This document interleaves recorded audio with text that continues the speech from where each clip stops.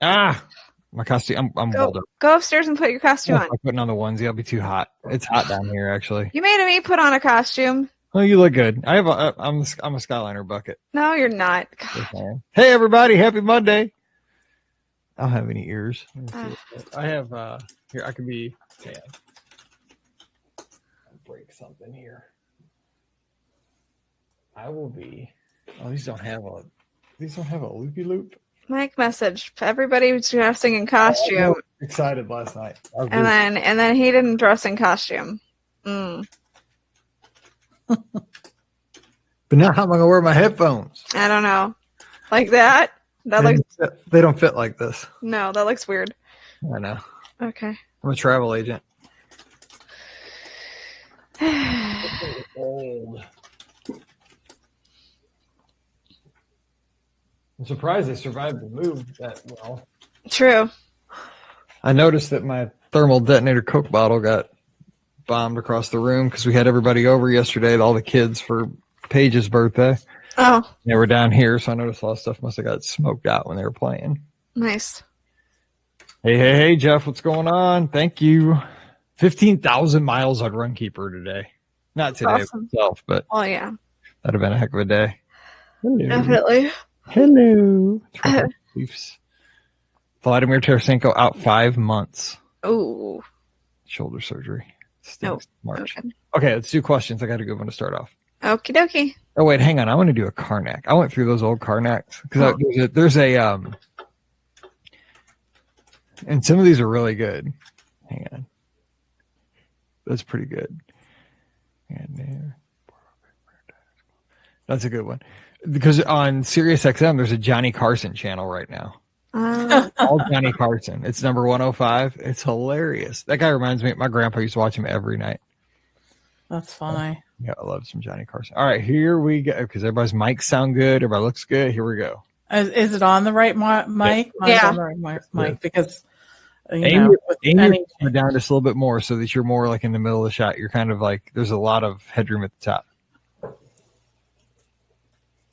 I'm about to get your phone for it. Did it move? I don't know that it moved. Oh, see, that's too much. See, then you don't see the ears. That's good right there. Yeah. Because that way when I put something up on the bottom, you go that way. Like a little we're seeing off the set. There. That's it. Boom. Nobody move. Nobody move. And nobody give us a new update or interface or anything. I should have the show pony come on. I'll have to ask him. He was funny. It's weird, the behind us. Joanne's in South America. That's so cool. The thing. I like the picture. No. You don't like it? I think it's distracting. I do too. I'm just going to say shout out to the runners.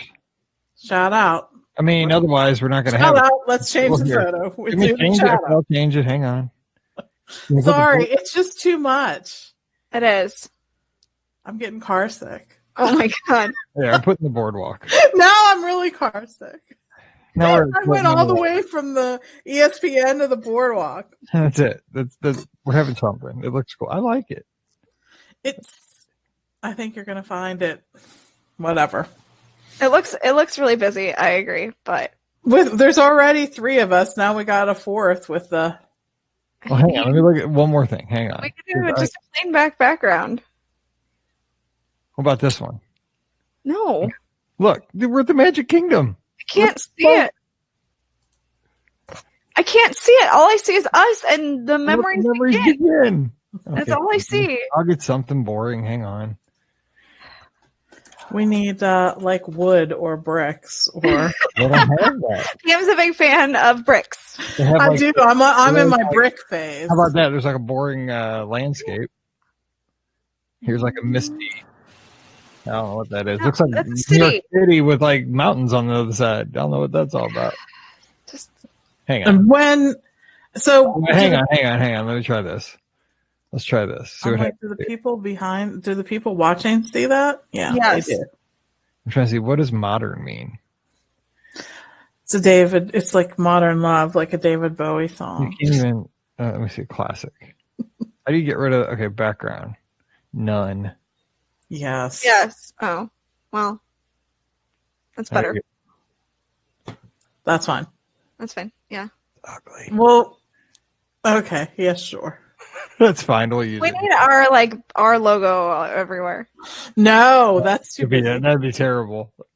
We are not good at visuals. This is why we do audio, people. This is why we do audio. Okay, here we go. 1557. 15. Yeah, 1557. Here we go.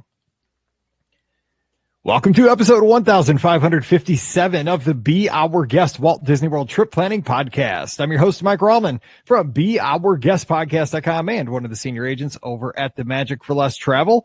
Happy Wednesday to you and happy Halloween Eve. That's right. Tomorrow is the big day and night for all the ghosts and goblins. Go around your neighborhood. So again, remind everybody, drive slow on your way home from work tomorrow and watch out for everybody having a good time trick or treating. And everybody have a good time out there. It's going to be cold here in the Midwest, chance of snow with rain. And so just a misery index of like 12 as it's been ever since Mizzou went on the road and dropped 2 football games. We won't talk about that. We're going to answer your listener questions today. Joining me today from a DisneyWorldAfterAll.com, touringplans.com, and the Mouse for Less, we have Rikki. Rikki, what's going on? Happy Halloween. Happy Halloween. I will say it's supposed to be miserable here as well. So for Halloween, it's supposed to be raining. And so I have like a buttload of candy that I'm going to be like, what am I supposed to do with all this? Because I legit, like Brian went and bought just a ton of candy. And I said, we didn't get that many trick-or-treaters last year. So what are you expecting me to do with all this? So now we're not even going to get hardly any because it's going to rain. So. But this is why you buy the candy that you like. Oh, so yes. It's definitely candy I like. Trust me, that's going to be the problem. It's Hershey's and Reese's. And yeah, it's definitely candy I like. Studio trash can, a bunch of M&M fun size. Got it. Yes. Candy wrappers already here. So we may have some left by tomorrow. We may not. We may have to go to the store again. Got it. All right. Also joining us, we have the co-owner of the Magic for Less Travel, Pam Forrester. Pam, what's going on? We haven't seen you in a while. I know. It's been crazy. So we usually get like hundreds of trick-or-treaters here. Really? Literally. Yeah, literally we do. And we are not going to be here this year. Oh, well, that works. I know. And our lights, the front lights, which is the universal sign, I guess, for letting kids know that they can come to your house. Well, they're on dawn to dusk. Oh, no. So there are going to be children coming to our door and being not getting anything. Yeah. I don't even know what to say about that. But anyways, that's how it's going to go. And what's weird is we have sort of a unique entryway. So like we have a bunch of kids who know the house and like to come into it and it's such an odd occurrence. Like you wouldn't think little children would do that, but they're like, oh, cause I guess it's called the Snow White house. I don't, the whole thing is just crazy to me, but anyways, so yeah, I'm disappointing children, I guess is what I'm trying to say, and I want to feel better about it. All right, well, fun for disappointing children. Uh-huh. You know what I really want for Halloween is a Ring video doorbell, so I could totally mess with kids on a new level. You know, like they have a commercial out there right now where it has the old trick, like with the skeleton guy, you just sitting there with a big, vat of candy, and it says only take one.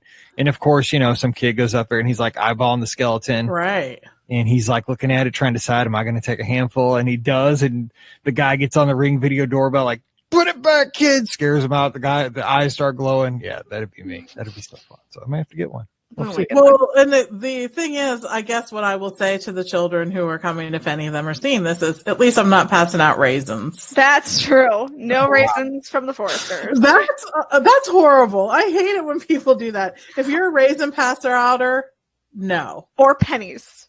Yeah, don't pass out pennies. I'd rather have pennies than raisins. I actually saw someone post the best idea on Facebook, and I want to steal it next year. I would have totally taken it this year, but Brian had already bought the bajillion bags of candy. So they are actually giving out the they bought boxes of Little Debbie treats, and they're just like the Halloween themed ones, and they're just going to give them like Halloween themed treats from Little Debbie, like one, not the box, but like one packet. Right. Yeah. Come by. I was like, Oh my gosh, so genius. And it's a lot cheaper than Halloween candy. Like, I don't get that many kids here, so that is really smart. I should have seen that before Brian bought all the candy, because I would have totally done that.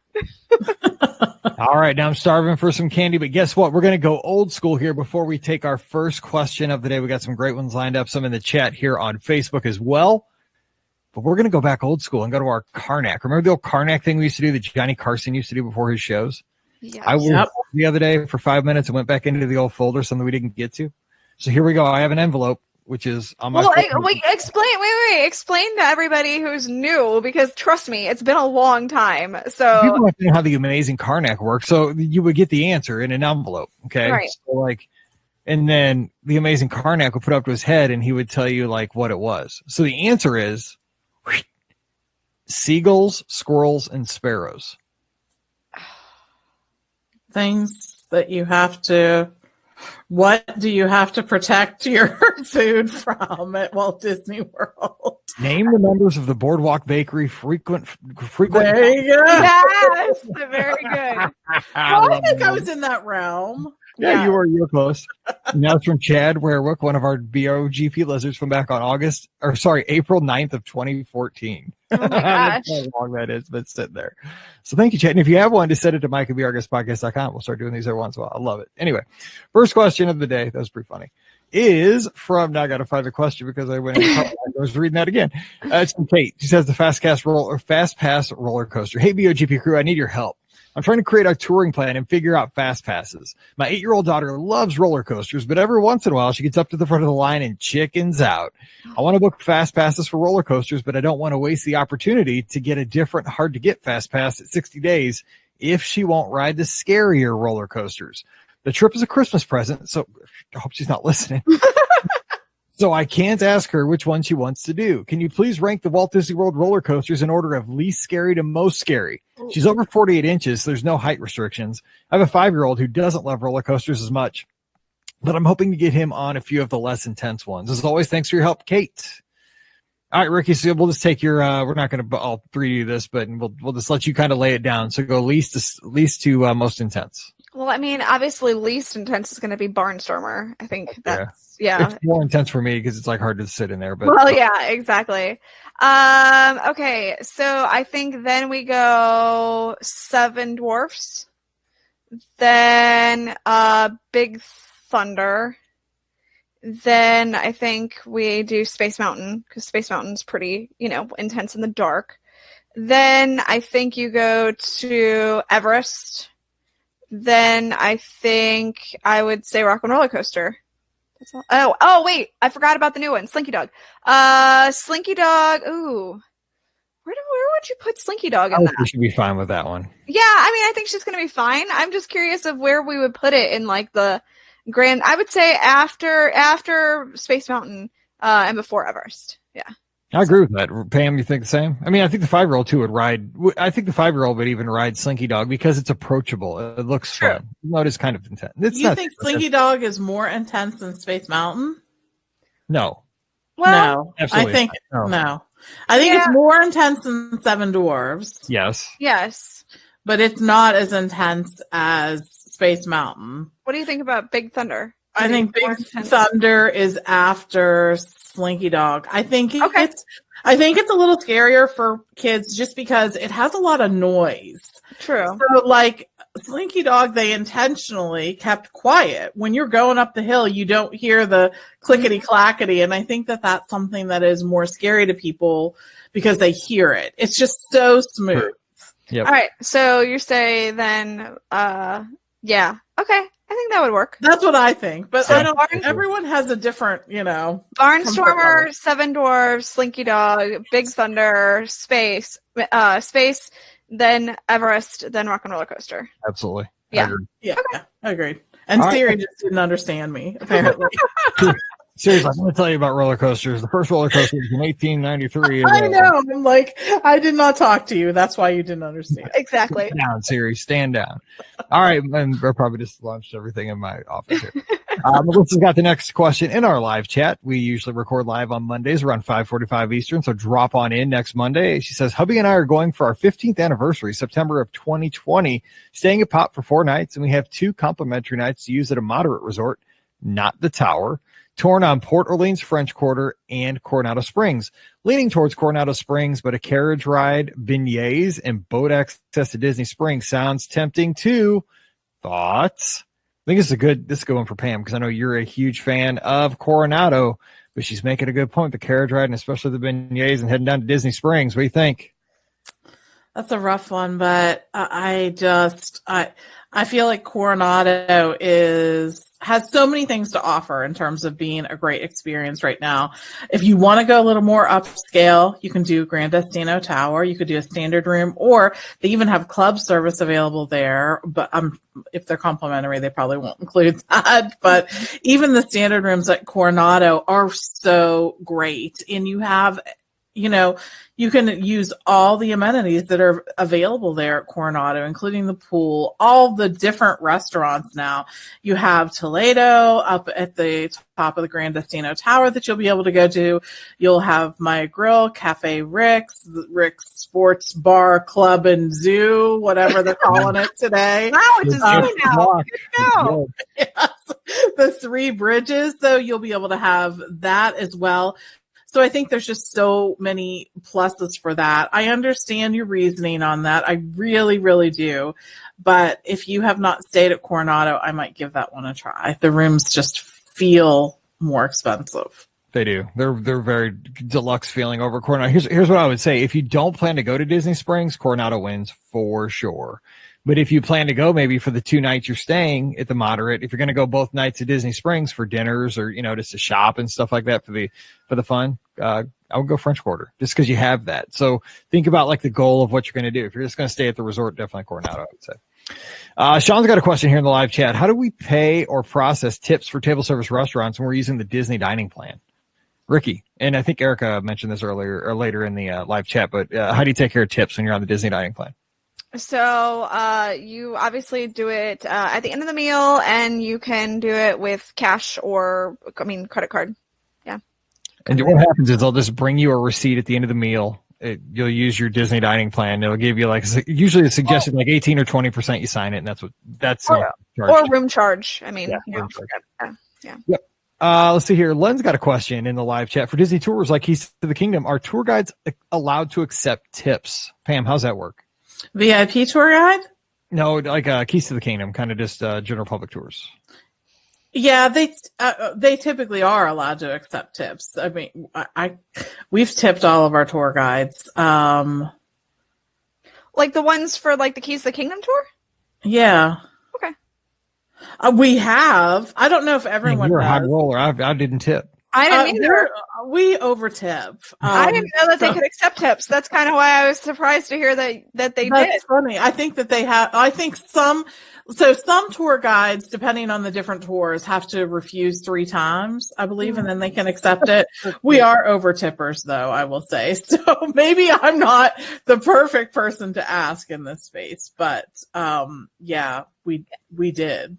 Yeah, I mean, if you got great service, it doesn't hurt to offer it up. And if they say they can't take it, they can't take it. But I mean, at least that kind of clears your conscience, and it gives them an opportunity to take the tip if they can't. I guess you got to ask 3 times. They're like, okay, you want this tip for real? Okay, I'm going to ask you 3 times. Do you want this tip? It's going to go in my pocket, and I'm going to go buy. I know, right? Or something. Yeah, I'm going to go buy Halloween candy. right? Jeff's got a question in the live chat. Going down for 2 nights in a few weeks. We'll be back in April. But if you could do Batuu at night or Epcot Forever on a Saturday night during Food and Wine, which one? Leaning towards Galaxy's Edge because due to the more adult crowds at Food and Wine with Riley, and Riley is 12. Thoughts? Staying at the boardwalk, so both would be doable. So at night in a few weeks, so we're talking in November, Food and Wine on a Saturday night with a kid, I would go Batuu. Just because it's going to be more tame crowd. Not that Epcot's a free for all, but I mean, as Food and Wine gets a little rowdy, that's going to be your rowdiest time period, right?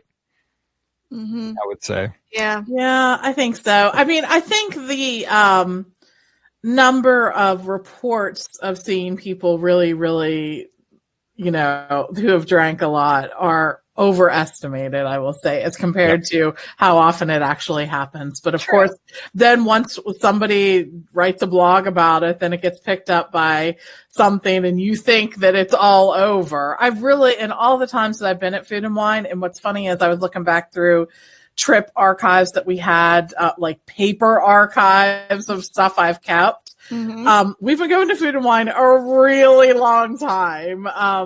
And the incidents that I've seen someone misbehaving has been so few. So anyways, just take that with a grain of salt. But I agree with Pam. I think the incidents that I've seen are not that often. Mm-hmm. So, I mean, if you guys want to do Food and Wine, then, go do Food and Wine. But I know how much you guys love that too.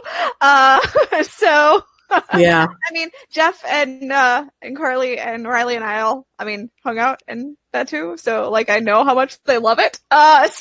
Especially if you haven't seen, have you not seen it? If they haven't seen it at night? Oh no, they've seen it. Night. I don't know if they saw it at night. Yeah, that's what I was wondering. If you haven't seen it at night, it's worth seeing for sure. I know that they've seen it, but the at night thing, I think it's the prettiest time for Batu is at night. I really do. So.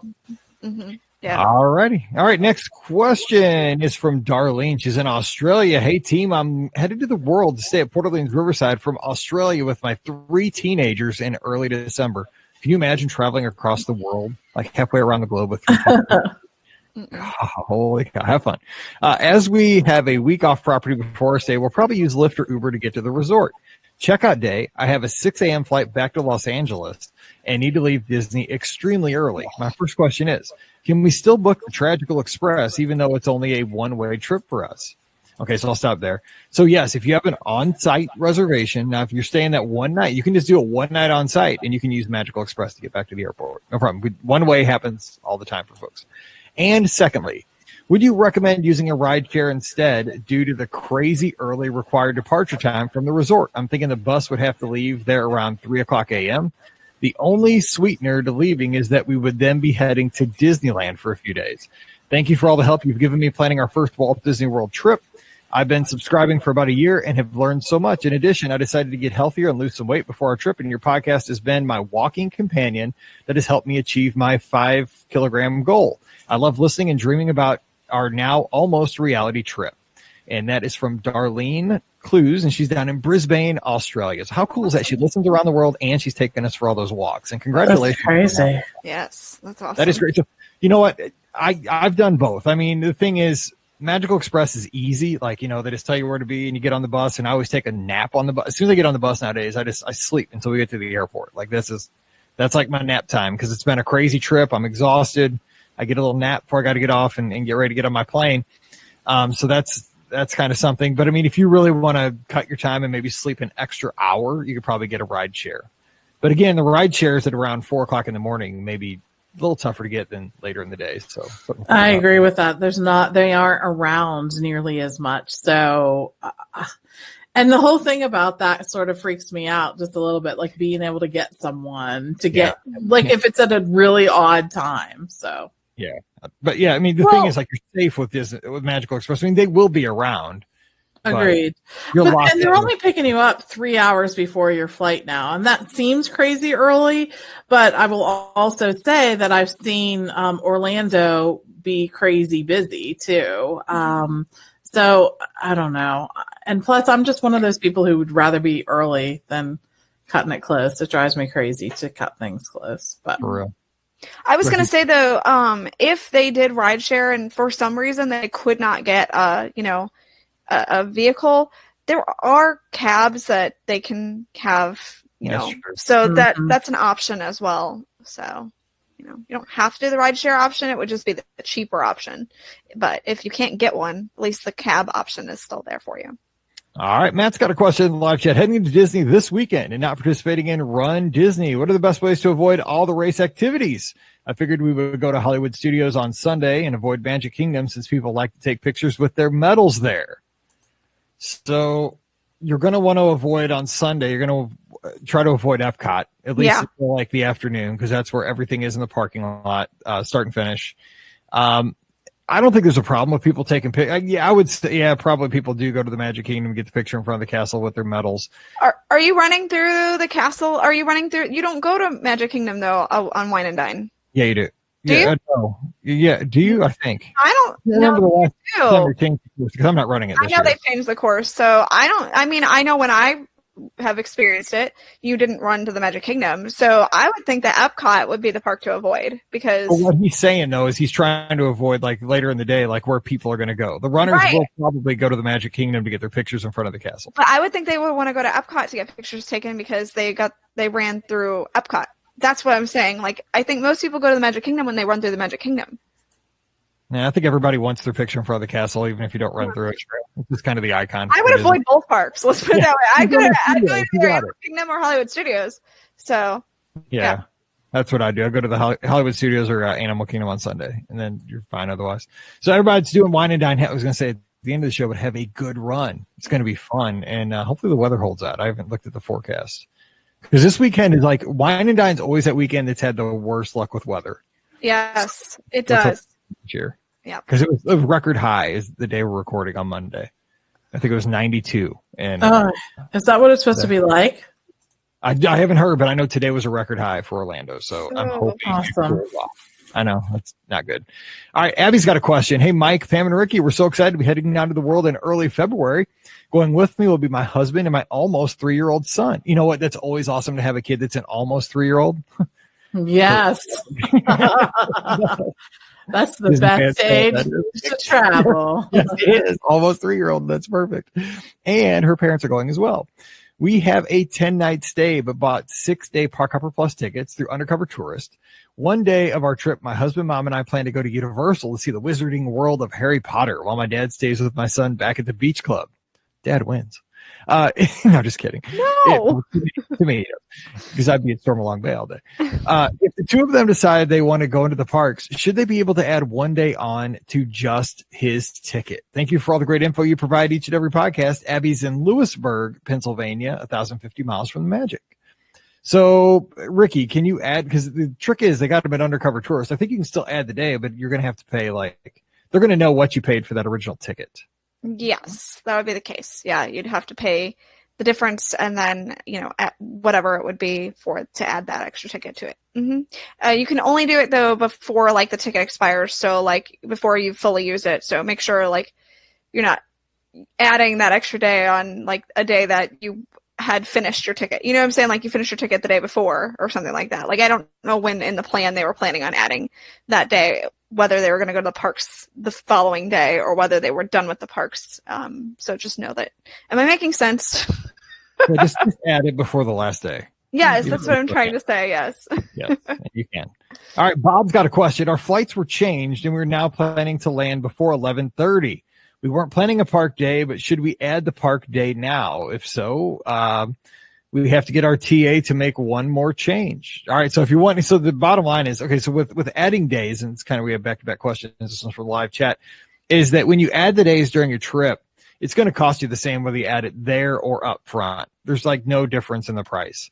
So, and the thing is like with Bob's situation, I think that a lot of people get locked into, oh, we're going to be able to go into the park the first day now. We weren't expecting that.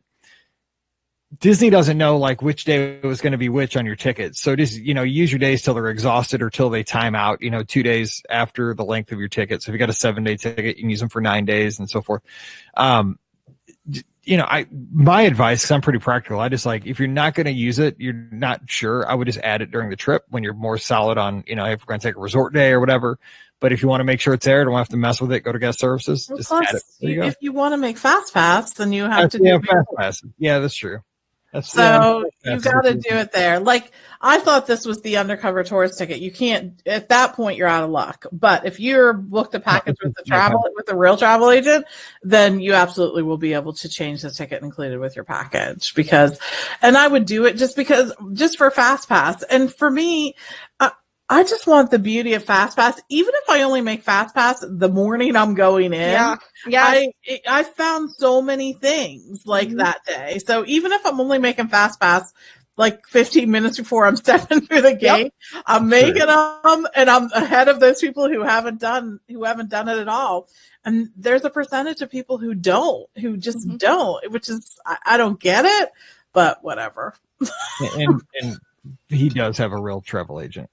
Me. So, yeah. Well, and the other thing is too, you don't want to wait in line either. So do it before. Yeah. Well, then yes. If he has a real travel agent, then yes. Have your travel agent. I had my little hat on earlier, my little graduation hat. Betsy's got a question in the live chat. I have a last minute question for a last minute trip. Your question is almost last on the show.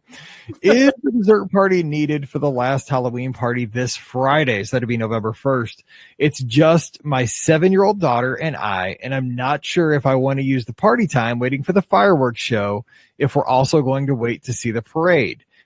I'll take all the pointers I can get. Also wondering if you know when the Magic Kingdom will transition to at least some Christmas decorations. Thanks as always. Love the show. All right, Pam, give her your thoughts on the dessert party within the Halloween party on November 1st as well, after Halloween. So I'm actually thinking, like this dilemma has come up in my household because we will be there during that time and we have to decide what we want to do. I think what we're opting to do is to do that other, the in and out of Tony's thing, to have that available to us because we want to be able to do that. I'm not sure yet. We haven't finished the debate. The issue is that, I know that people feel frustrated with the fact that they feel like they're buying something on top of something that they already bought. But for me and for you, time is money in this space. And if it's going to save it, I want to suck up every little moment of one of the parties. There's just so many cool things going on there.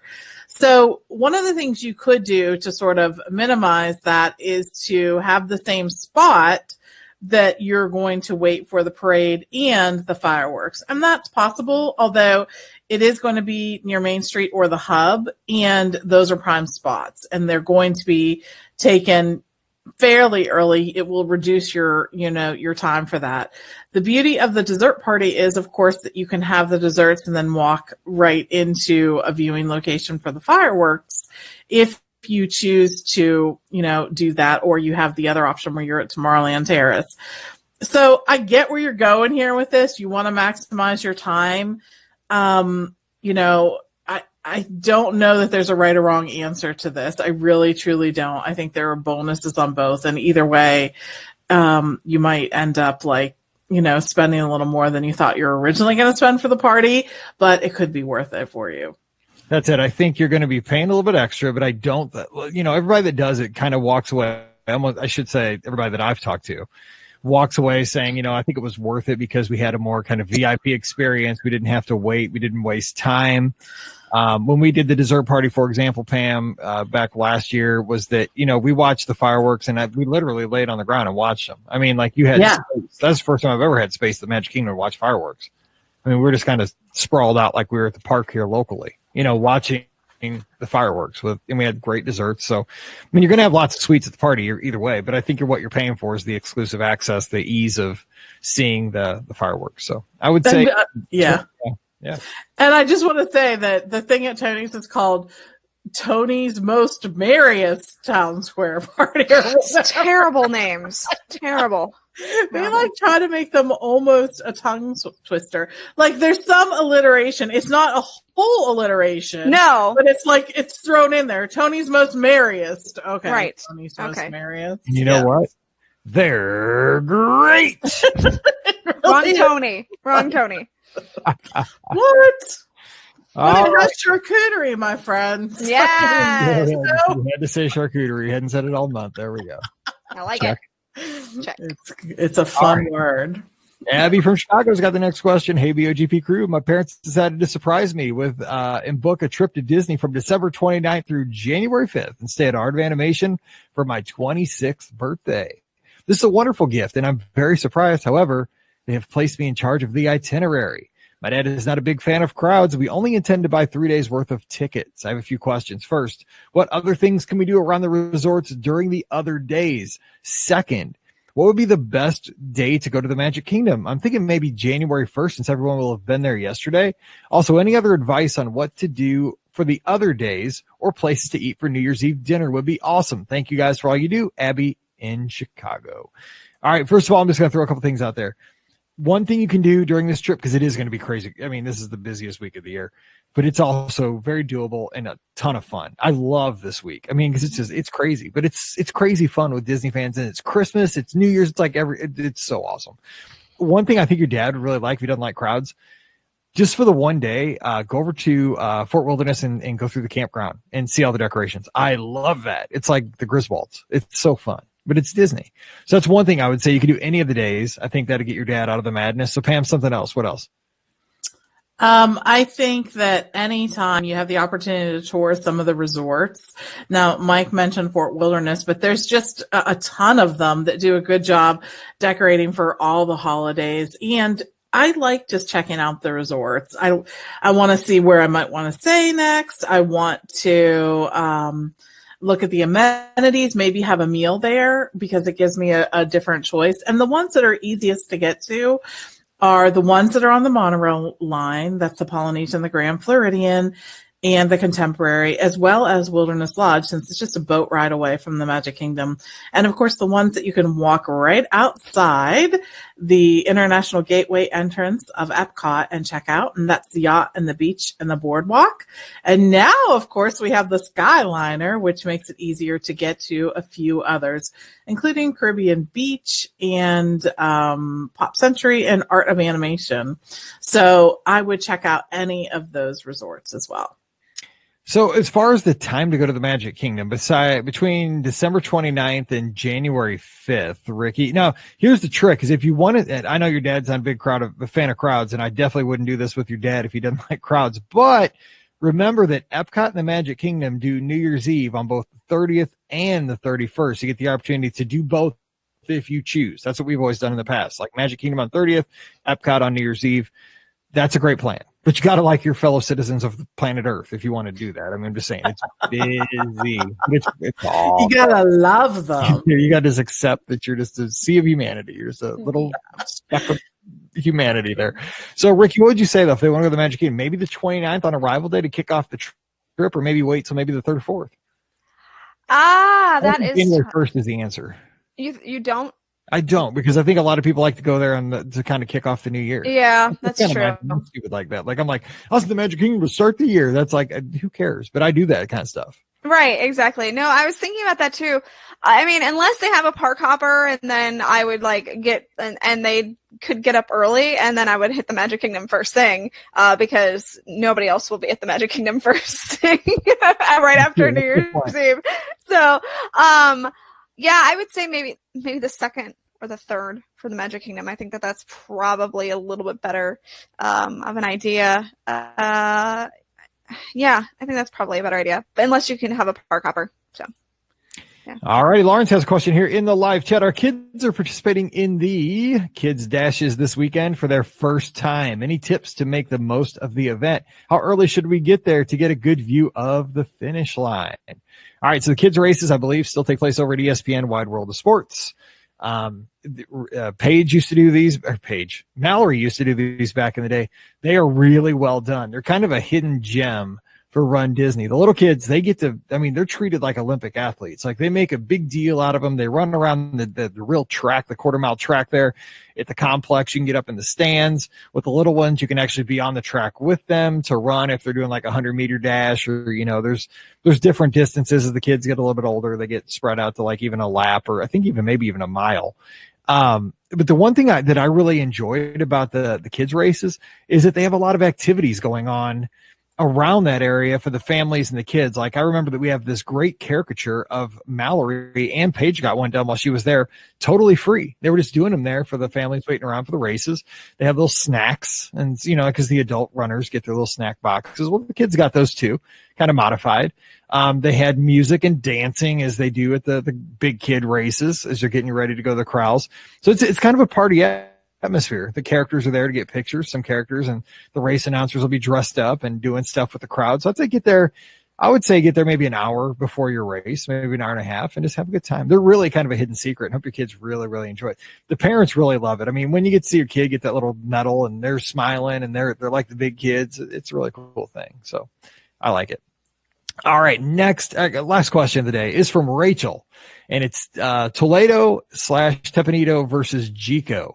Hi, Mike, Pam, and Rikki. I recently discovered, thanks to Mike, that we have an extra table service credit to use on our upcoming trip. Okay, let me clarify that. I didn't give them an extra table service credit. I just let them know how the table service credits work. It's according to night of your trip, not days. So don't, all my guests now, I love y'all, but don't come to me asking for extra credits because I can't just like spit them out, like shoot you like I'm a quarter machine at the arcade. So Rachel's trying to get me in trouble here. Make it rain, table Exactly. Wouldn't that be awesome if you could just be like, you get table service. You get a table service, and you get a table service, and you get a table service. Awesome. I wish. That'd be my dream for 2020. I just shower everybody with table service credits. But anyway, she says, right now, I have Toledo scheduled for the night we get in Tepanito on another night. I'm wondering if I should cancel both of these and eat at Jico or Yachtsman the night we get in instead. Thoughts? We've never been to any of these restaurants before. It's just my boyfriend and I will be celebrating my birthday on the trip. We do have reservations for lunch at Sanaa the day after we get in, so I wasn't sure if adding Jico might be overkill at Animal Kingdom Lodge. Thanks for the help. You guys are the best. Rachel's in Charlottesville, Virginia, 830 miles from Disney. So basically, it's one of those questions. This is kind of this is like a philosophical Disney dining question. I would go with the two meals. I would do Toledo and Tepanito because you're getting two experiences, two meals over 2 nights. But Pam, what would you say? So I'm saying take the 2 and don't worry about Jico or Yachtsman. I'm going for more quantity over perceived quality. What do you say? There are a lot of good one table service credit meals. I mean, you can't underestimate that. There really, truly are. And I think you just have to find them. There's, I think that Kona is always a stand-up choice in terms of table service. Now, I know that they have, removed some of your favorites, Mike. But there are still good choices there.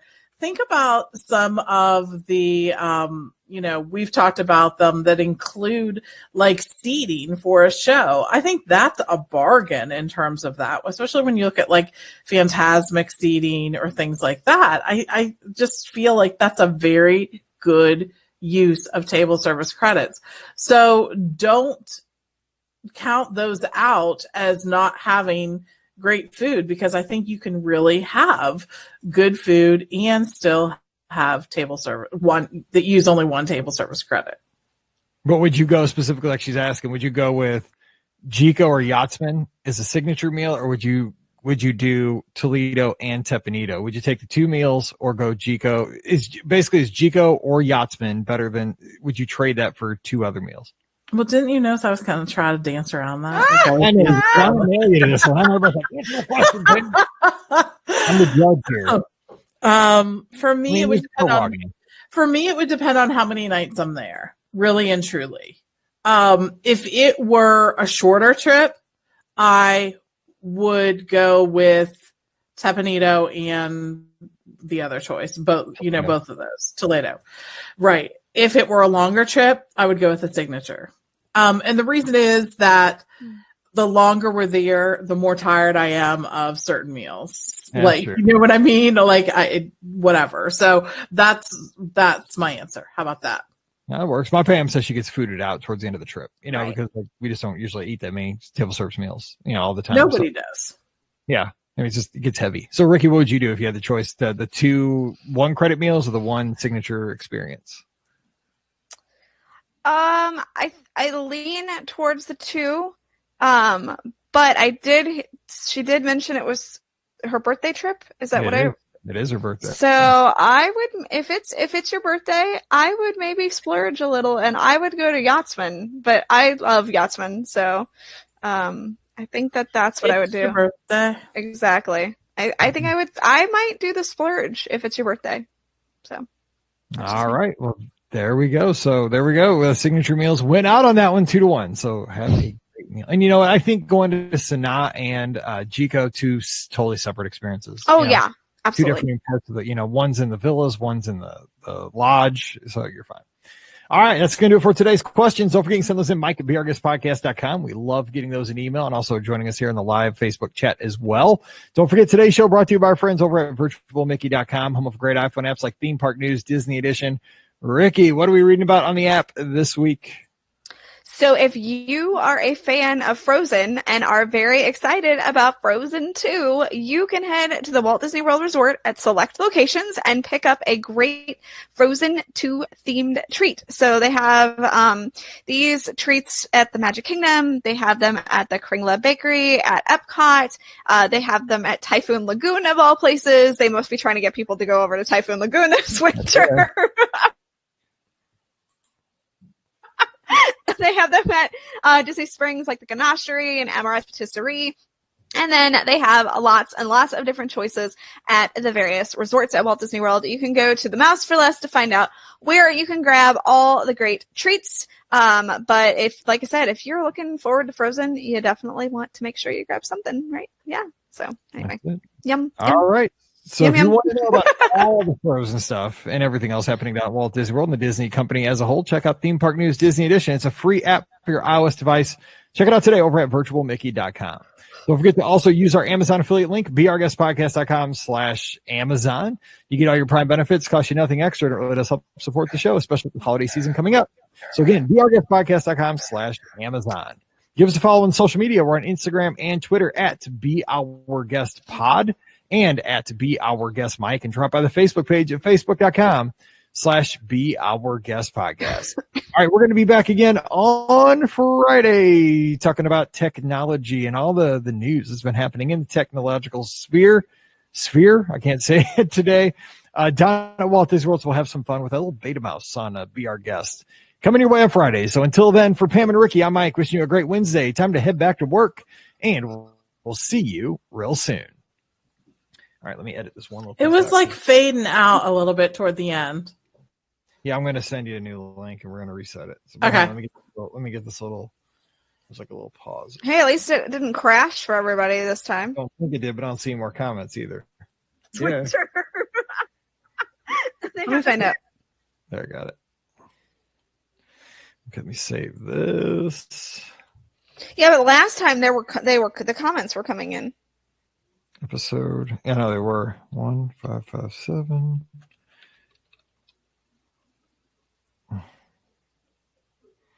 Okay, I'm saving it. No, it looks like it's still live. I know, but I don't want to take the chance because it kept falling off last time around like 40 minutes. Got it. I mean, at least we still got to record. Like, it didn't kill us recording. It was fine. Right. The live feed cut. All right, so let me save that because that's saved. Close that. All right, so let me close this and then I'll send you guys a new link real quick. Okay. Awesome. Okay. This is so hard to turn off now. Let's see, stops. Guess who's back? Back again. Stop. BOGP's back. Yes. Tell a friend. Tell Yes. everybody on Twitter. Exactly. And Facebook. And Instagram. And MySpace. I think if you tell people on MySpace, you might be a little lost. If you tell people on Twitter, they'll just argue about it. That's true. That'd be fun. Oh, we got to do another Karnak. That was fun. Oh, yeah. I got to throw that one away. Okay, so we did that one. I saw a ton of them. Let's see here. No, not that one. Let's see. I was cleaning up my computer files.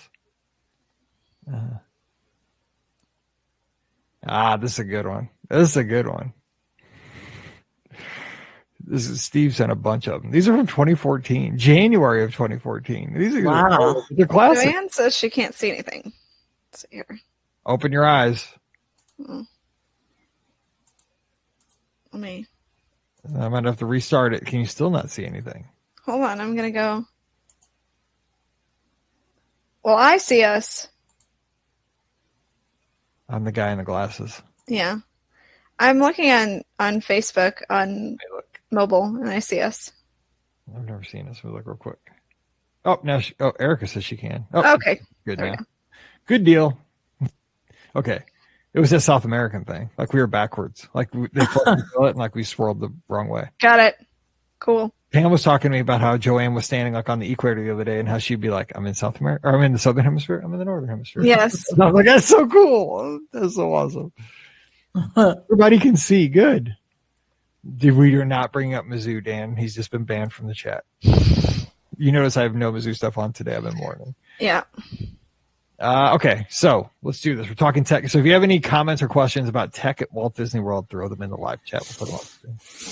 And no, we cannot fix my Disney experience. No, that is definitely something we can't do. It's better than it used to be. It is. No. Yeah. No, I'm reading Iger's book too, and it's kind of interesting, like some of the stuff with that. I'm to the Pixar acquisition. Marvel, actually. I got through Pixar. Okay. It's like Steve Jobs stuff, so it's interesting. All right. Let's see. So 1558.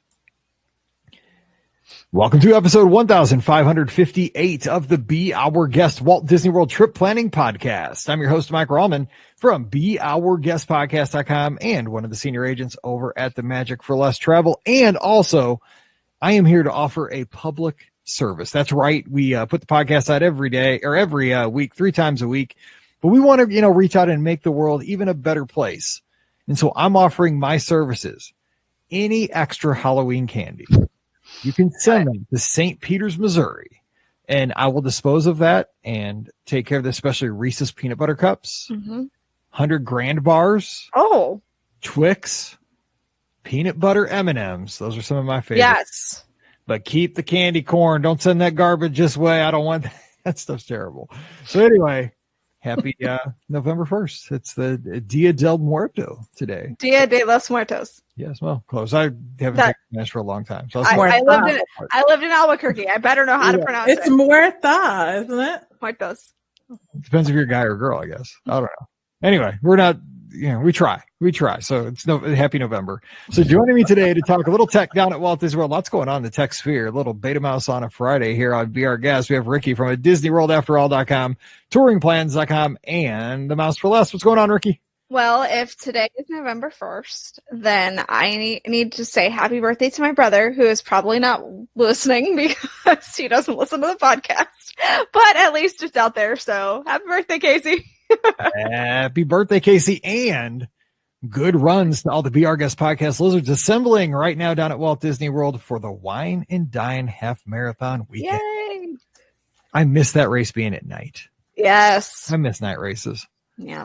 Even though if they keep moving the marathon weekend up earlier and earlier, it'll almost be a night race. Right? If you're fast, it could be a night race. I'm just not fast. Yeah, no kidding. I mean, that race was so unique, though, but I think that the fact that it was at night and all the weather issues that they had, that just made it go toward the day. They just decided, hey, we're tired of all the weather issues back to back, so let's just make this a day. I think it was more like the transportation issues. If there were so many more people up and about That's true. at that time, you know what I mean? Yeah. That in the morning, even though it does impact some of the travel, think about, when most people get there, it's not till later in the morning when the stuff's already over, so. That's a good point. I don't know. That's a good point. With dispelling, giving us all this knowledge, we have Pam Forrester Koner, the Magic for Less Travel, telling us why things happen. Why we're now running. This is just my supposition. So I'm not saying I have any insider information here. The weather at 10 o'clock at night is not drastically different from 5 o'clock in the morning. It just happens when it happens. But I know it is. There's more. I know you have a greater chance of rain and thunderstorms at night than in the morning because of the atmosphere. But anyway, this is like I'm not Jim Cantori. What's going on, Pam? Happy Friday. Happy Friday. Happy Friday. And I am going to be down there for the races this weekend. So Nice. We'll be out and about. I know. Decided to do that. So I want to see some of that fall stuff before it's gone. How did it get to be November? Don't ask questions you don't answer to. So poof, and it's gone. So anyways, it's just, that crazy kind of thing. So I don't know. Well, the holiday stars have been hanging on Sunset Boulevard for like a month already. They put those things up forever ago. I know, and I saw on Universal that Seussland is already decked out for the holidays. So, it looks so good over there. So they should have that decked out for the holidays more often, I think, like a longer period of time for sure. So anyways, I just realized something too, by the way. Sorry. I just totally realized something. Our background on Facebook looks like a bunch of candy corn. It does. It does. What? It's up with that. I hate candy corn. I'm looking at it right now. Like, what's wrong with us? I don't like it either. Both I don't Steve like it and either. Hannah, both Steve and Hannah like it, and What? I'm always like, no. I know, right? They like to find like where you can find the bulk ones that have not only candy corn but like the pumpkins What? and like. Oh my gosh, no. Yep. Those little pumpkins. My grandma used to buy those. I'm like, ew.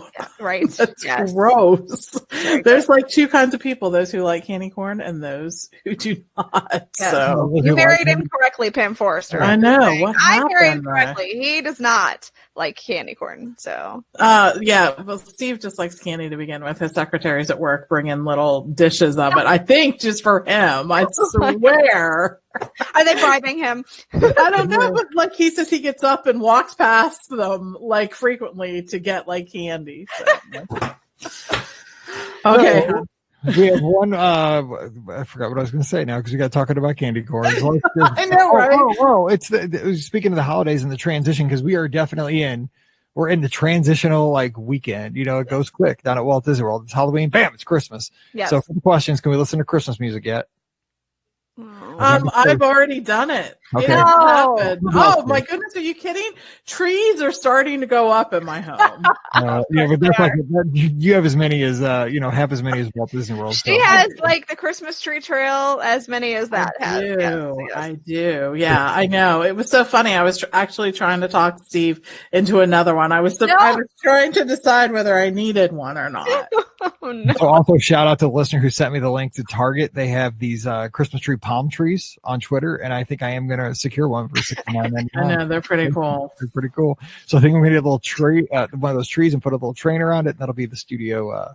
I think whatever makes you happy. Like if it makes people happy to celebrate Christmas all year long, I am in total support of it. Really and truly. If they want to celebrate Halloween for the next couple months, that's fine too. But if it makes you happy, I think you should do it.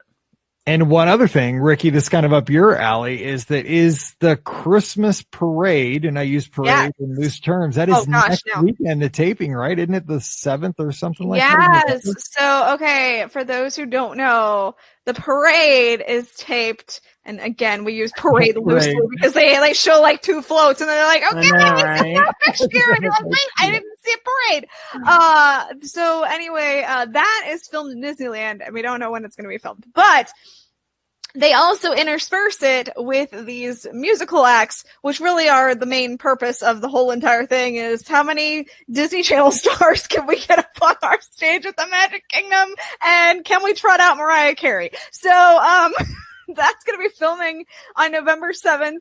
At Disney's Hollywood Studios, and then the 9th and the 10th at the Magic Kingdom. Again, it's only going to be the musical performances. And no, I know people ask, can I watch it? No, unfortunately, tickets are not made available to regular park guests any longer. They were when it was a parade. But now that it's just the musical performances, they usually just have cast members fill in as the audience. But you can. I've been working all year though. My face, like looking like this. I mean, this is why you got to watch on video Monday. Yeah.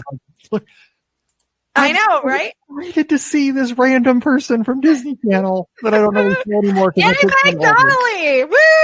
I mean, that's like a scarf. I look like I'm bundled up, like I'm going to the Arctic, even though it's probably 79 degrees that day they're recording. Now, Rikki, now we have Mike Donnelly saying, "Yay, to be our guest podcast." Or who are they? I don't know who that is. We just made an enemy, Rikki. I'm sorry. No, I really like her on American Housewife. So that was a guy. I didn't even know who you were talking about. Meg Donnelly. Oh, I thought you said Mike. See, I didn't even know. Yeah, sorry, Meg. Meg, I certainly like you. It was Mike Donnelly, who I did not know who that was. Oh, that's some kid down the street. She's been in the movie Zombies on Disney Channel, and she does like Disney Damn. Channel. I know way more than I should know about Meg Donnelly. I'm just yes, I guess so. She's on like Radio Disney. I don't know. You're a 12-year-old. Sometimes I am. Yes. All right. Well, let's get to the topic at hand. Today we're talking technology at Walt Disney World. How far are we into this? We're not talking about Meg Donnelly? Okay. No. For the Meg Donnelly podcast, come find me. There is a lot going on with technology down at Walt Disney World. We have kind of new buses, which I think are kind of next gen. I like seeing those. But one of the things I've been reading about the most, I've seen people getting a little hot on Twitter, which that doesn't take a lot some days. for the Disney community to get a little fired up on Twitter, which is always fun. I try to avoid the arguments, but it is kind of exciting to see what people get excited about. And it's these fuel rods, which if you don't know, I'd say for about the last 5 or more years, there have been these cylindrical external battery chargers that you can take, and you buy one initially. They sell them at airports too, all around the country. Where I think you buy them for about $30 ish. Now I'm not sure on the price; it's changed over the years, but it's around $30. You buy a little charger. Now they're not the most like I have a portable external battery that like will charge an iPad and will charge a MacBook. I mean, this thing's 21,000 milliamp hours. This thing is like, if the airplane loses power, we can probably get to the next city on this thing. I'll be like, I'm good here. We can get there. This thing's huge. It's way too heavy to carry around really, but I like to have juice. So kind of to solve that problem with smartphones is that they had these little fuel rods, and you just basically go buy one at a vending machine and you would use it and it would come fully charged. You plug it in to your phone. It would charge your phone back up, not real quickly, but it would. And then the trick was with this whole company was that as the battery was depleted, you would go back to the vending machine and you would exchange it for free for a fully charged another fuel rod. So ideally you would never run out of juice, because you could always keep exchanging them. You didn't have to refire up your battery like you do at the resort each night, like I have to do. So Rikki, what's the latest on this? Because now I think that they're, maybe their shareholders are crying or something. I don't know, because they want to turn a little bit more of a profit, I think. Somebody is crying. Let's put it this way. I knew this was coming a long time ago, and that's because Brian actually contacted the company to see about adding fuel rods to his hotel. It was my idea, actually. And so when he contacted them, they said, yeah, well, we're actually going to start charging for swapping. And this was at least a couple years ago. So I knew this was coming a couple years ago. And I was actually surprised it took this long for it to happen at Walt Disney World. Now I know it's happened other places, over the past year or so. But it really took a long time for it to happen at Walt Disney World. And it actually has happened at Universal as well. But so what it's going to do is today, the fuel swapping is now going to cost $3 every time you want to swap out one of those fuel rod little devices. So that's actually, that's a lot of money when you think about it, to swap your device, each and every time. So I suspect that fuel rod will probably not be long for this world, whether it's at Walt Disney World or in the world in general, because, swapping it out for $3 a pop is really, really expensive, especially when, I can buy multiple little devices, at Target and places like that are about the same size as the fuel rod was. And, they're $5 and I can buy, a few of them and pop them in my purse or wherever. And, when one is depleted, I just use another one and then I charge it at the end of the night. Now, I know that you can take your fuel rod and, you get to keep it, so you can charge it. But for the swapping capabilities, I just don't think that it's worth it anymore. I didn't think it was worth it before, because obviously I didn't own one. I have my own portable charger that I use, because it lasts forever.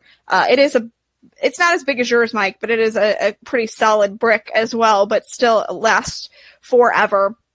I can go a couple days without charging it, to be perfectly honest. And with the battery life of the iPhone and that, I'm good to go for the most part. So, I think there are way better methods nowadays than the fuel rod system in the first place. Well, I think that's it too, is that when these came out, battery technology wasn't as efficient. So you were draining your battery a lot more quickly. Now, if you get like an iPhone Max, those things have batteries that go on for days and days pretty much. But here's the thing. I don't want fuel rod to go out of business, even at the $3 exchange price, because I like knowing that in a pinch, say I forget to bring my external batteries or I forgot to charge it the night before.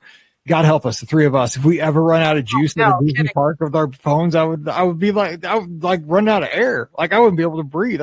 Think about how many teenagers would just lose it if they didn't have. That's true. I've seen those pumpkins carved that have the battery with the 1% showing. That's the scariest Halloween jack-o'-lantern you can make for anybody nowadays. So Pam, what's your strategy? Because I'm one that walks in with 3 external batteries. I'm just in case I'm stranded in the park for 96 hours and there's no electricity. I'm good. But what do you do? What's your strategy? What advice would you give somebody looking to have juice all day on the Disney vacation?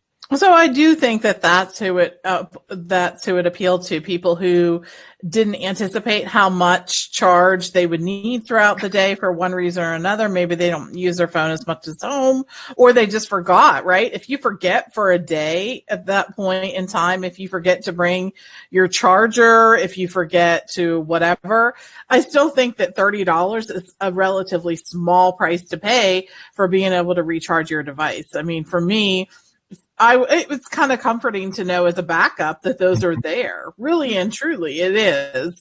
I always bring extra devices with me and charging cords and all that.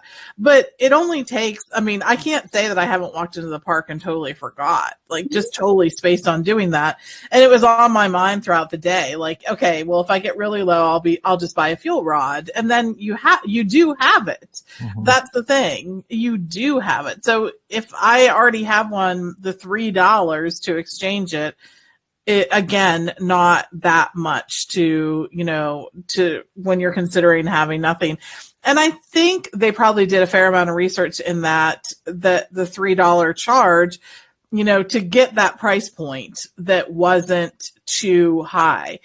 Chris is saying in the chat that at the Indy airport, it only costs $1 to swap. Yeah. And the fuel rods themselves are less expensive outside of theme parks as well. Yes. So that makes sense. But I think, you really do have a captive audience. I mean, an audience that pays $8 for a pretzel or, is whatever for that. So, and I don't think that Disney is necessarily, I don't think that the $8 pretzel's out of line. That's not the point I'm trying to make. I mean, when I go to a local theme park or a fair, I'm paying an obscene amount for, all kinds of snacks and stuff like that. Baseball game or something like that. Yeah. Right. Yeah, exactly. Or a baseball game. Yeah. Right. Yeah. Right. But I think it just is what it is. I mean, that's the price of it, and people who want it will use it. And I don't think it's horrible. I mean, tell me, like, if you're at a theme park and you're trying to stay in touch with your family, look at your fast passes, make dining reservations and everything else with your phone, tell me that it's not worth $30 to charge that at that point, right? You get like a pinky for that some days. I know, right? I know. So I'm okay with that. I mean, I hope the company stays in business, and I hope that they're there because it's part of my backup plan. I just like it's a security blanket for me. I'm never going to run out of juice. No way, because I'm crazy. And here's the thing, just one other thing to think about on power for Disney Vacation, especially for folks that haven't gone that much. Your phone will use a ton of power in the parks because it's always pinging and stuff. Like the battery does drain quicker than it will. And plus you're on it a ton more at Walt Disney World. I mean, you're just doing more. Like Pam said, dining reservations, fast passes, you're Instagramming pictures most likely. People are texting you, how's the trip going? You're just probably going to be on it more than you normally are, so it'll drain quicker. So have and just go online, and you can use our link if you want. That'd be great. But if not, I mean, you can get great external batteries nowadays for like in the $20, $30 range. Absolutely. I mean, way better than these FuelRod batteries. Like they'll charge faster. You can charge multiple devices at the same time.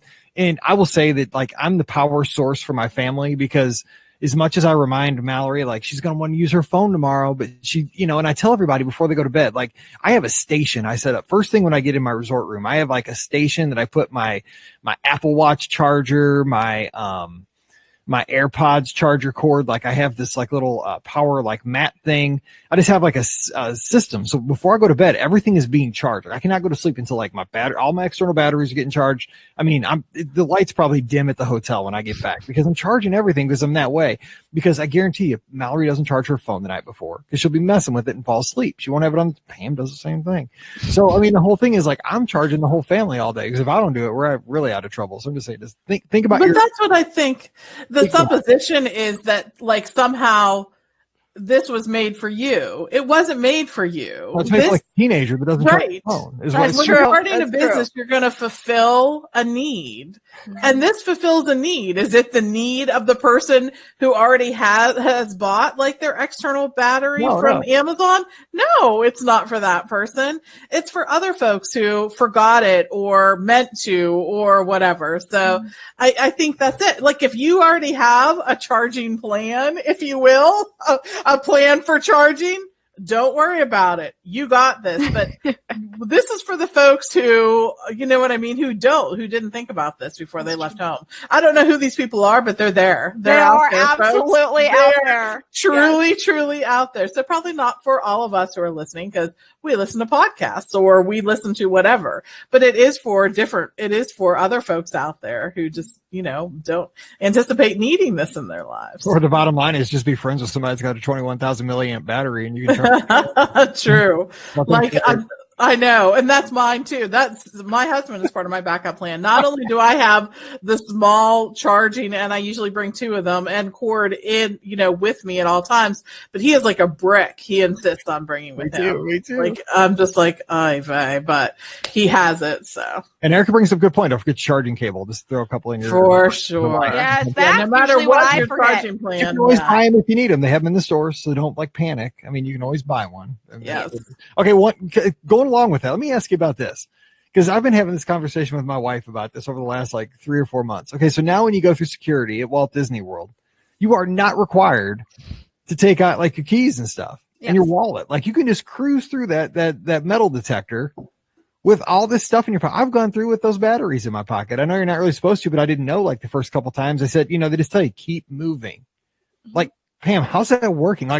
What are they scanning for if that is not beeping? That's what I'm trying to figure out. They must have some really cool technology that we don't know about. Well, it's great for getting through there, but I'm just wow, if I can get through with a battery in my pocket, that kind of makes me a little nervous. Well, I think that they've thought about this a lot. I'm sure they have. It's just, it's on the things of technology. It's wow, they really took a step here that you can go through. I'm glad. But. Well, first of all, we know that they have the dogs, and the dogs are highly effective. In fact, incredibly effective at smelling for explosives and gunpowder and things like that. So I'm sure that's part of their overall, security plan. I think that I love seeing these discussions, because I think once again, the supposition is what we see is the only thing that is happening, right, in terms of security. And there's a lot of things that are done for certain reasons. There's a certain level of security that is done to make people feel more calm. Mm-hmm. There's a certain level of security that is done specific to finding different things. There's a different level of security that is done for other reasons. You know what I mean? So I think that. But I think a lot of times, especially when you're going through any kind of metal detector, they're looking to see where the detector's going off, right? Mm-hmm. So what part of your body is that happening? And I think they get some kind of indicator on how strongly it's going off, for things like that. So, I mean, this is what I'm supposing. Again, no insider knowledge here, but I think it's just one piece in an overall huge security plan. So I'm just one of those people that I'm just amazed by new technology. When I could walk through there with all my junk in my pockets, I'm like, this is awesome. But then a couple days later, I'm like, what's going to beep? And you know what beeps is my cheap Target belt. I have a cheap belt from Target. That's the only belt I own right now. And I wear it with all my pants, and it just beeps. Because it's got it's not like I have a rodeo. Funny. I'm not like a rodeo champ buckle on it or anything. It's just a little metal buckle. You know what doesn't me? My Apple Watch, if I get it too close. Well, you got to hold it up like this. I know. So then I'm walking through looking like an idiot. You know what I mean? Doing some weird thing with my hand, because I inevitably remember 0.2 seconds before I'm walking through, and I'm like, oh wait, and then I'm trying to put my hand somewhere that I cut it off. So I'm probably on film 8 million times. They're like, what is this woman doing? She does something right before she walks through. Is she hiding something or whatever? No, they totally train us. Here we go. Whoop, do that. Yep, I know. Do the whoop. I know. I that helps. I always hold my breath. I don't know, but that matters. So Rick, let me ask kind of along these lines. Yeah, I don't know. I'm sure they're not checking to see if you're breathing. No, they're like, this guy never breathes when he comes through. He's shady. He doesn't even take a breath when he goes through. He's so nervous. Exactly. Sweating bullets. Bullets. Rikki, so along these lines, though, all the parks now are going through this massive change at the entry plazas, which I think, we've kind of had to suffer through a long time of this transitional period. But for example, the studios. so much nicer. And they Yes. put the security out at the Magic Kingdom so much nicer. So I think Disney's being very proactive because think about it. Everybody's bringing all this junk to the parks they didn't bring a decade ago. So they have to kind of come up with an answer. And I think they've been really good in this instance. They've been decent. Let's put it that way. I still to this day think Universal does a much better job with checking bags. And I'm very surprised that Disney did not go the route that Universal has done when they updated the bag check areas at Hollywood Studios as well as Epcot. I think has just opened. I'm very surprised that they didn't do scanners like Universal has. But so you still have to go through the having your bag poked and prodded, which some people are uncomfortable with, not because they're trying to sneak something in, but just because of one reason or another. So I get that people don't love their bag being poked and prodded at. As long as you're not poking and prodding on me, I'm pretty yes, but so I with that being said, I do have to say that I've been through the new system at Hollywood Studios, and it was much better because they had way more lines open. But there's also the problem of, okay, so what happens when they do have, hours cut or whatever, or when the park isn't expected to be as busy and then all of a sudden the masses all descend on it and they still don't have a lot of people there. It'll be just as backed up as it was before, even with all the stations open, so not open. So, that's still something that you're going to run into occasionally. But it's much nicer when they have it fully staffed. I will say it's very, very nice to get to experience, not having to wait in a huge long line. Cause man, I've been there and especially at Epcot, the old Epcot one was just a cluster, man. You walk in and everybody's clamored into this one teeny tiny little space, and you're just like, especially if you're coming from the parking lot, not from the Disney transportation buses. Yes, exactly. exactly. It was easier when you came in on the buses than the parking lot. Yes.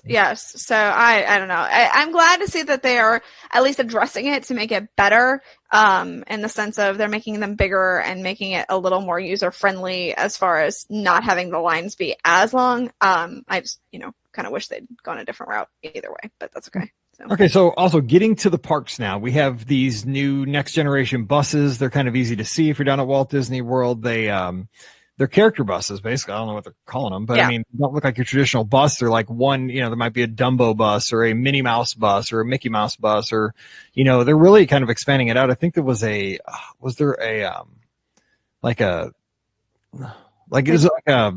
one of the Tango characters or somebody? There's Moana. Moana was one. I mean, they've just had a Toy Story one as well. Yeah, so. Because it was at first like a Mickey, like the Fab Five. Yeah. But I mean, obviously, I think I can see them getting. It's kind of like what I see is kind of like the Skyliner buckets eventually. Yeah. Because they're all kinds of Disney properties. So these are apparently going to have Wi-Fi on them and charging ports as you go to the parks. Pam, I know you don't ride the buses often, but what's this addressing? I mean, because is it the international guests? Because I don't know, because I don't see anybody really needing to use Wi-Fi on the bus because everybody's got cell coverage. But am I wrong there? Because I have an unlimited plan. I think most people do, don't they? I think a lot of people do. I think once again, there's a lot of people that don't though, really and truly. I think there's a lot of people looking for the least expensive way to get their phone bill down. And that's probably what they're doing. And I think that basically the technology as a whole for putting it on a bus or in your own car or whatnot has become more easily accessible, more affordable, all of those things. So it's just, it is just something, a sign of the times. You really do want and need it. And sometimes even when you do have unlimited, that you'll get dead spots. I swear, nothing irritates me more than a dead spot. I don't know why. It's just because we're so used to having Wi-Fi everywhere, right? When you're someplace, you're out in the middle of nowhere, you're like, I can't believe my phone does not work here. I have unlimited, for Lord's sake. It's like, what am I doing? 10 years ago, you were glad to have it in in your home in most places, right? And now almost everywhere has it. So it's funny, but yeah, it absolutely is a sign of the times in that space. I think that people are looking for it, and they anticipate that the need will continue to be there. So they're investing in that technology. That's a good point, because my Pam was rear-ended in a car accident a couple weeks ago and totaled the old Trailblazer that had been down to Walt Disney World so many times. We were like 300 miles away from 200,000 miles on that thing. It was so close, but we had to get rid of it. It was totaled. So we got a new car, and the new car it's the same thing. It's got like 4G, or LTE in it. It's like the car is a hotspot, but I'm not paying for that because we all have it on our phones. You know what I'm saying? Like, you got to subscribe. It'd be just basically like another phone plan, which I just, I think they put that on there to have like a bell and a whistle in the car, but I don't think it's necessary. But I mean, maybe if like you got younger kids that are on like iPod touches or, iPads in the back seat. But I mean, if they're that young, suck it up, Buttercup. You don't get Wi-Fi. I don't know. That's me. That'd be me. But I don't have more kids anymore. So I want to maybe if we can shut them up for a while and we're driving 12 hours across the country, I'd pay that bill. I don't know. So Rikki, what is the status on these new buses? I mean, because they seem to be rolling out, more than I was expecting. I thought it'd be 2 or 3 and they'd be experimenting, but it seems like more than that. Yeah, I am surprised at how many different buses. Like, I thought they would just be the Fab Five, and that's what we'd get, and we'd get different, we'd get a bunch of Fab Five buses, and that would be, and that's would be what we see. But no, apparently we're getting buses with every, Disney character known to man on them, and I bet you money they will be doing like what they did with the Skyliner buckets, and they will start adding like the Haunted Mansion or something like that on them. So I love that. Yeah, so I'm sure there's a need for it. My question will be what happens when these, USB ports start breaking, because inevitably they will. So will they, because we've all been to the airport where they have the USBs under the seat, and then inevitably you sit at the one that's not working and you're like, no, I picked the wrong one. So the bus is in motion, even if you don't have juice. Exactly. So I wonder what they're going to do. It's a good idea in theory. I hope that it continues to be a good idea in execution. Let's put it that way. So I do like though that they're trying it, yeah, because I do too. It's one of those things that even if it's not used a ton, like people will go home and evangelize that. Like we were on a bus that had Wi-Fi and a charging port, like an airplane, because basically what it is like an airplane. Exactly. Yeah. And true. I mean, the expectation is not most people, but, probably about half the people are a little bit more fly down to Walt Disney World. So they're going to have that same experience getting from place to place. Mm-hmm. But I mean, everybody's buried in their phones on the buses. It's like, I mean, could you imagine like if say like they put some kind of a scrambler on the bus and you couldn't be on your phone and people had to like look at each other and talk to each other? Oh my God. There's all kinds of stuff. When my husband's there, he's trying to pretend like he's not there. So. Yeah, he needs a distraction. He needs a distraction, yeah. Okay, let's talk about another technology topic that hit about 3 or 4 weeks ago, and it's kind of this push that I think Disney's going to be doing more as we go throughout the months and the years, is that with dining, they're kind of encouraging everybody to move to the app and move online rather than call the old, when this podcast started, you made your reservations, you called 407 WDW Dine, that was like in our brains. And now they want you to do things online, which I'll be honest, I prefer to do it online because I can see it's a visual, like I can see what's going on. I can select when I'm calling it in, you gotta, I don't know. Some people don't like the small talk. some people don't like people. I don't know. Like I could do either, but I prefer to see things visually online to make my selection. So Pam, what do you think's behind that? Is this kind of, I mean, I think it's the way of the future just to do things online. I mean, think about how like I do my banking. I never go to my bank, I pay my bills, I never go, get a stamp anymore, an envelope. I mean, I think this is just the way the world's going. Yeah, I think so too. I think that they have found that lots of people are making their reservations via the app or the website, if you will. So the need for it isn't as much, and it's easier to, decrease those folks that are taking the calls, especially because a number of them were contractors instead of actually employed fully by Disney.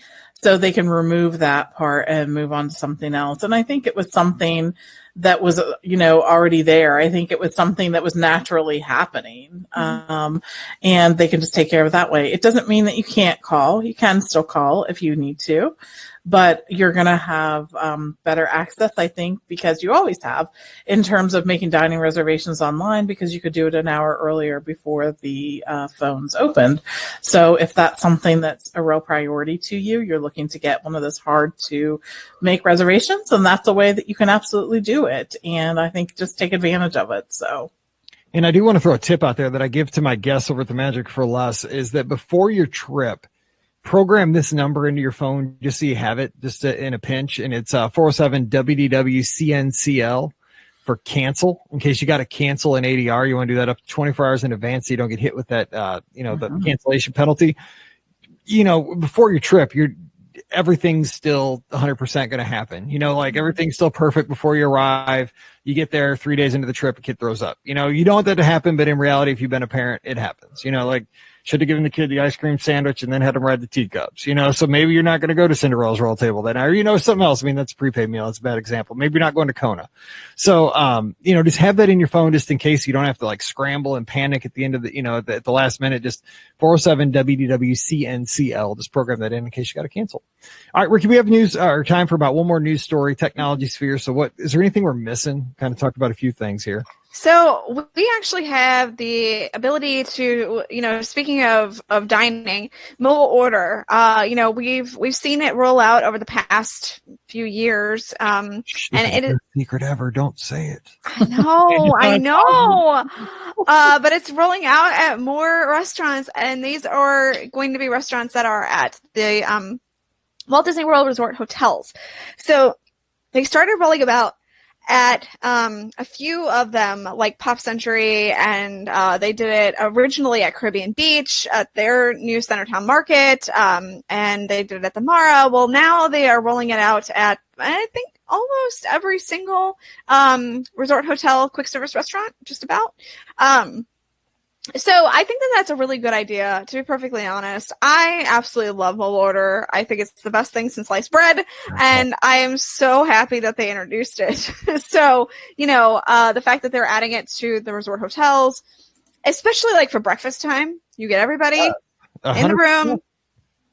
Figure out what you want for breakfast. Okay, place your order. All right, boom, I've got it. Either you go down and you all eat breakfast in the food court, or you have somebody go down, pick it up, and bring it back to the room. I think it's a genius idea. So mobile order is where it's at. But then again, don't use mobile order, because then if too many people start using mobile order, then it's going to start backing up. So it's good for us. Yes. But it's a win-win for everybody, isn't it, Pam? Because with Disney, they're getting exactly what the order is. You can even customize things. Yes. It's how easy it to prepare a meal that's already planned out with exactly what you want on a piece of paper, or on a screen as they pop up in whatever kitchen is preparing the meal. They can do that. They can have it packaged, and it's much more efficient. You don't have all those people milling around in the food court kind of getting in everybody's way. It takes people out of line. They're still getting their money. The satisfaction, I praise mobile order. I love it. Being able to get my food without waiting. It's awesome. So I think it's a win-win for everybody. I think it is too. And I think that it's a system that can continue to handle the demand because of the things that you pointed out. Let's face it, we've all been behind someone who spends an inordinate amount of time, should I get this on my burger? Yes. Or maybe I want this. And I want to be okay, you know what? First of all, we're in Pecos Bill. Every register is 3 deep. Okay. Yes. So I'm how have you not had time in the 15 minutes we've been standing here to choose what you're going to order and be confirmed on that? Right. I want to be step aside and let me through, because I know what I want to order. Yes. And here we go. It's going to take me all of 20 seconds to tell this lady. She's going to punch it in, and then I'm going to move on. And you'll still be here deciding about whether you want a number 2 or a number 3. And you're going to, first of all, also you're going to make special requests about stuff. I think so. No, I'm not typically that impatient, but at times I'm just oh my goodness, goodness, what have you been doing Yeah, I in know. the time that we've been standing here, people? No.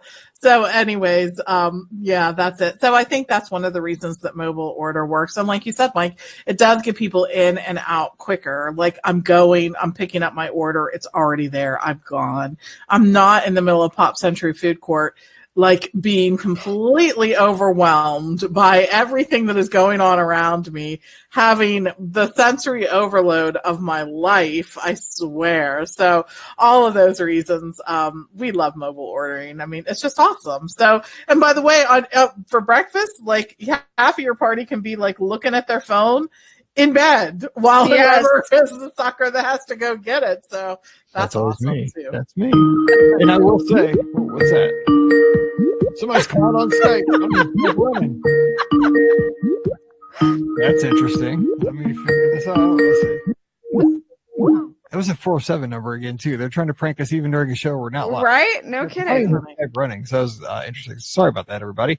But so yeah, one last thing on that though is that we're still in that initial like early days with mobile order where it was kind of like when FastPass first came out. Like you go over to the side there and like, what do you get my food? Well, you didn't wait in line. I know. Nope. Sure did not. All my food's right there on the tray. I know. I just like that. It's like you feel like you know something. And you do. The show, so there you go. All right. So that's going to do it for today's show. Hopefully you enjoyed it and we're ready for a great weekend. Thanks for hanging with us. We love talking technology. We'll try to do that about once a month. Just because it's a lot of fun. So don't forget today's show brought to you by our friends over at the Magic for Less Travel. When you're ready for that next Disney adventure, reach out to the Magic for Less. They're over at themagicforless.com. If you're going on a trip, just start there. It's a great resource for trip planning either way. It's got pictures of all the resorts. It's got room layouts. It's got reviews. You got all your Disney dining plan information. Everything that I get questions about, it's all right there on the website. So check it out. While you're there, fill out that free no obligation quote and let them know you heard about them here on the Be Our Guest podcast. So check them out today over at themagicforless.com. And don't forget, we have one more sponsor today, and it's our friends over at Milk Snob. They're originally seen on Shark Tank. They can now be found at Target, Bye Bye Baby, Nordstrom, their own online site, and over 300 retailers around the world. And today, they launched the Star Wars Festive Force. Check this out, Pam. This is awesome. So this is a new holiday print. This came out this week. It features Luke and Vader battling for the galaxy with candy cane lightsabers. And then we have Chewbacca wrapped up in Christmas lights. I love it. It's stormtroopers and Santa hats. That's perfect. And check this out. I mean, you get these covers. You can put them on car seats, shopping carts, high chairs, infant swings. They can be used for nursing as well. And here's the big kicker. 20% off for listeners of the Be Our Guest podcast. So drop by milksnob.com. Use the code BeOurGuest20. 20% off your order. Talk about something right here for the holidays that Disney fans, you want to give something for the Disney fan in your life. Well, if I could protect a baby from that yucky grocery cart. Oh, yeah. Just saying. I love these prints with Chewbacca and Christmas lights. I'm sold. That's all awesome. I want one for every season. Absolutely. So, buy gifts for your friends. I think they'll get a kick out of it. So milksnob.com, BeOurGuest20. Check that out today. Don't forget our Amazon affiliate link. Also, as you start doing that holiday shopping, Amazon or BeOurGuestPodcast.com/Amazon. Please use that link. You get all your Prime benefits. Cost you nothing extra. BeOurGuestPodcast.com/Amazon. All right. Give us a follow on social. We're on Instagram and Twitter at BeOurGuestPod. And at Be Our Guest Mike, and drop by the Facebook group. Over 9,000 crazy Disney fans that are talking Disney all the time. Facebook.com/Be Our Guest Podcast. All right, time to get out of here. I'm not wheezing. That's Rikki's cat. Getting here for the weekend because I thought I was wheezing last week, but it was just her cat. I didn't realize was in the room. So we are going to let you have an awesome weekend. So welcome to November, everybody. And we're falling apart here at the end. So for Rikki and Pam, I'm Mike. Wish you a great weekend. Whatever you do, stay safe, and we'll see you real soon. Thank you to the mystery pranker that is calling again. Oh my gosh. Whatever. That's what it is. Goodness. And I even have Skype running. There's not even an icon on my computer right now. I guess that's weird. It was so crazy that we could all hear it. Yeah. Yeah. Oh yeah, because you used to not be able to hear it, right? Yeah. No. We could hear it. Well, yeah, we could hear it this time. Yes. Yes. It was so weird. The song, we haven't heard the Skype song in so long. Do the Skype. All right. I'll talk to you guys next week. All right. See y'all. Okay. Bye. Okay. Bye. See you, everybody.